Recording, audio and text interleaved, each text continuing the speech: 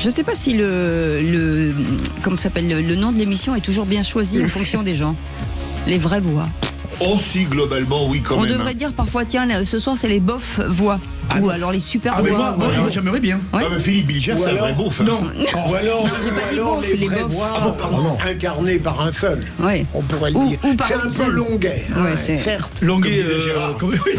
Quand vous dites les vraies voix incarnées par un seul, vous pensez à vous, bien sûr. Ah, mais bien sûr. Bien moi, entendu. je sais, Bien sûr, bien sûr. Le deuxième prénom de Philippe Bilger est Modeste. Oui. C'est pas flagrant, mais...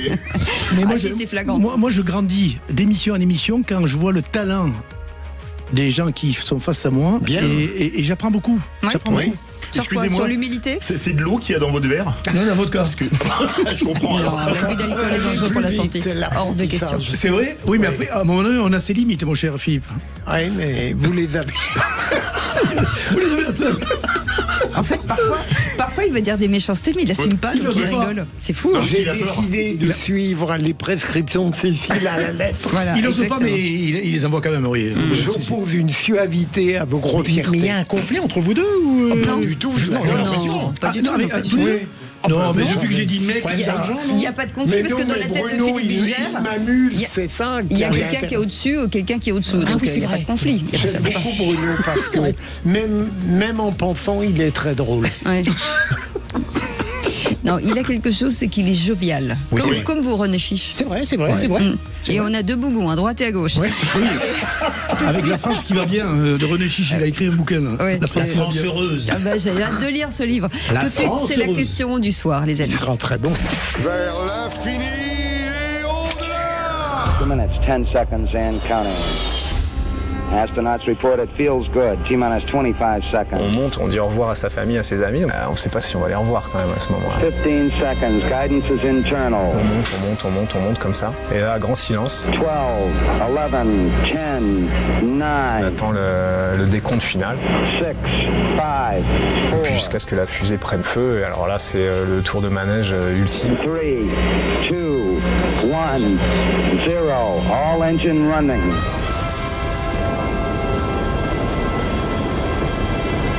Et là, on regarde pour la première fois par la fenêtre et on voit le jour qui se lève et les îles du Pacifique. Et là, on se dit, ça y est, je suis dans l'espace. Et là, on applaudit notre Maxime. Bravo, Maxime.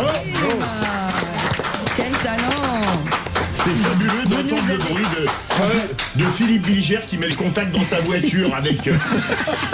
Maxime, vous nous avez mis dans l'ambiance incroyable. Et c'était ce matin à 11h15. Sophie Adeno a donc décollé ce vendredi vers la Station Spatiale Internationale à bord d'une fusée SpaceX. Moi, excusez-moi, ça me fascine. Ah, moi aussi. Le 0826 300 300. Et Lionel est avec nous de grâce.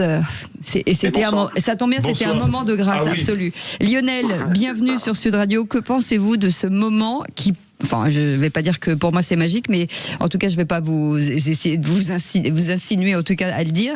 Qu'en pensez-vous ? Ah bah il n'y a pas besoin de trop me pousser. Hein. Bonsoir à toute l'équipe. Bonsoir.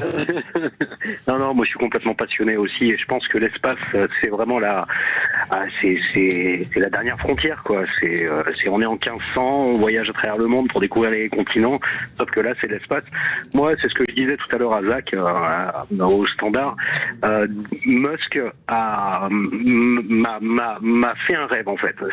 Parce que quand on regardait en fait la NASA ou tous les autres comment on s'appelle qui vont dans l'espace, jamais j'aurais pu penser qu'un jour moi j'aurais peut-être une opportunité d'aller dans l'espace.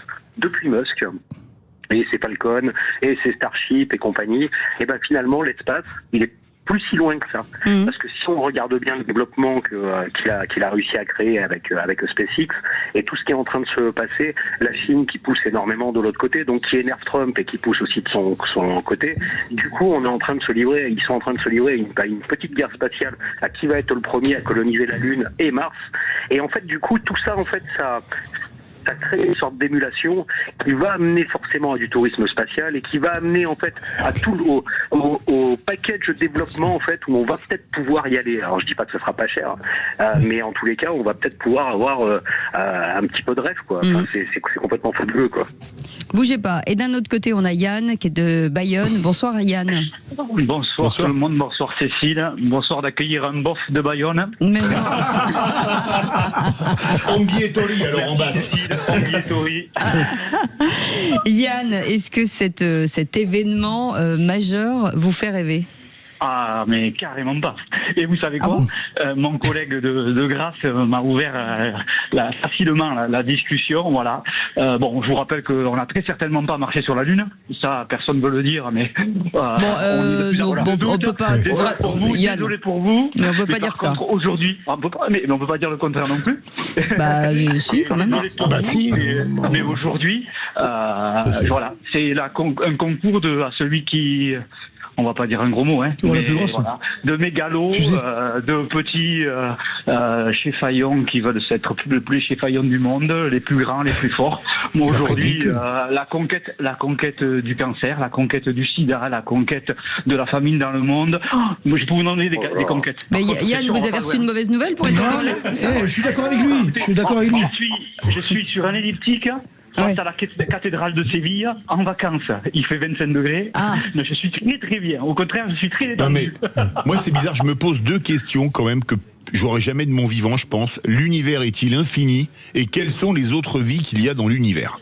Oui, alors parce que ça, j'aimerais connaître les réponses. Et alors, ça va t'apporter de quoi peut-être que grâce à l'observation spatiale, le télescope Hubble, qu'un jour on pourra aller. Est-ce qu'il y a l'infini ou pas ? Moi, je suis d'accord avec notre auditeur, il a raison. Occupons-nous de traiter la famine dans le monde une bonne fois pour toutes, que balancer des milliards, aller voir les étoiles. Arrêtez. Mais Philippe, j'avais l'impression que vous ne portiez pas en vous ces questions. Vous me trouviez trop limité. Métaphysique, et qu'au contraire, vous parliez des conquêtes seulement. Mais plus sérieusement, là je vais être moi-même, je ne suis pas, compte tenu de mon âge, je ne suis pas naturellement fasciné par ce qui se passe, et je préfère les voyages intimes intérieurs qui parfois sont beaucoup plus dangereux que les autres. Mais je n'aurai jamais l'impudence de discuter la passion qu'ont ces gens et cette formidable Sophie Hadno qui est en train de vivre quelque chose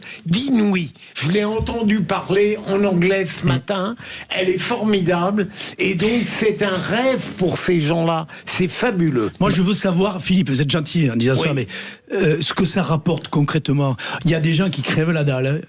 Dans le monde entier, on balance des milliards pour aller sur la Lune, regarder des cailloux, ramener des cailloux et puis les étudier en se disant qu'est-ce qu'on va en faire. Non mais franchement, moi je suis un pragmatique. Tout ça me dépasse totalement. Vous, ça vous amuse tous ces trucs-là? J'ai l'impression de rêver. Vous rêvez, ça vous fait rêver? Non. Mais là, vous n'êtes même pas un beauf, vous êtes pire. Mais non, mais là je l'ai vexé. Mais je le sais bien que je l'ai vexé. Moi, je fais partie des 59%. C'est un domaine qui ne m'a jamais intéressé, qui ne m'a jamais attiré. Non, mais oui, mais attendez, c'est la question.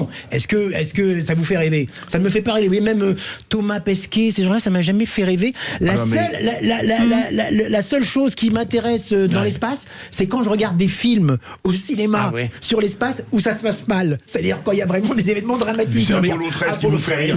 Sur la Lune, tout de même. J'ai eu un choc. Et aussi quand il y a eu l'explosion de la navette Columbia 86. Mais sinon, moi je suis un peu d'accord avec Bruno. C'est Challenger en 86. Non, mais les deux Philippe là sont complètement. Sur la Lune, ça va pas. Non, alors par contre, je remets en cause le propos, si je peux me permettre, de notre premier auditeur qui dit que ce n'est pas vrai qu'on a marché sur la Lune. C'est le fameux. C'est un petit peu une thèse un petit peu. C'est comme. Non, mais moi, ce qui fait rêver, c'est se dire que grâce à l'espace, on va quand même. On a quand même fait des choses. Bah, excusez-moi, mais grâce aux satellites qu'on a envoyés dans l'espace, vous pouvez vous déplacer avec le GPS. Alors que moi, j'ai connu l'époque. T'as pas besoin d'aller poser les pieds sur la Lune pour ça. Hein. Voilà. Non, mais les pieds sur la Lune, c'est le prestige. C'est la technologie qui a fait ça, c'est pas le mec qui est allé sur l'espace. Mais c'est l'espace. C'est parce qu'on a envoyé des satellites dans l'espace qu'aujourd'hui, et je me suis suffisamment enquiquiné, comme les gens qui ont été commerciaux comme moi, de chercher des plans, de demander les rues aux gens que personne ne connaît, etc. Aujourd'hui, dans votre voiture, vous mettez ça, vous avez mais tout.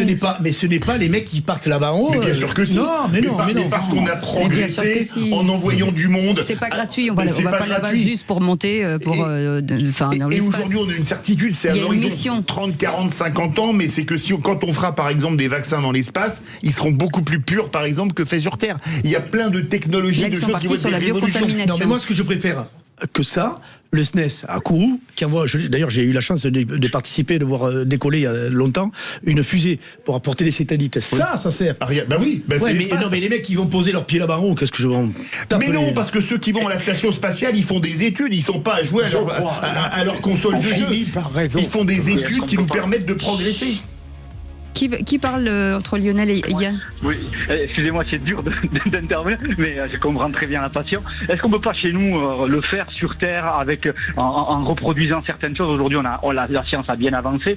Mais pour reproduire des choses, Yann, il faut être allé, en tout cas, les récupérer si vous voulez reproduire sur Terre. Donc on y va depuis des décennies. Des conditions d'études, des conditions. Voilà, on sait rarifier l'oxygène, on sait simuler l'altitude. Aujourd'hui, bien sûr qu'on fait des recherches, mais à mon sens, et alors bon là vraiment, ça c'est le bon qui parle de science, ça je suis d'accord. À mon sens, on peut le faire ici à moindre coût et par contre mettre peut-être un peu plus d'argent. Mais ce ne sera pas pareil. Ce ne sera pas pareil. En tout cas, merci pour vos témoignages, Lionel et Yann. Vous restez avec nous dans un instant. La question du soir. Et la petite phrase. Oui, la question. Oui, non, la petite phrase. Ça vient d'être fait, la question du soir. Prouvez-le. Je remets le jingle comme vous voulez. La petite phrase du jour, vous avez raison. Sud Radio. Sud Radio. Parlons vrai. Parlons vrai. Sud Radio. Parlons vrai.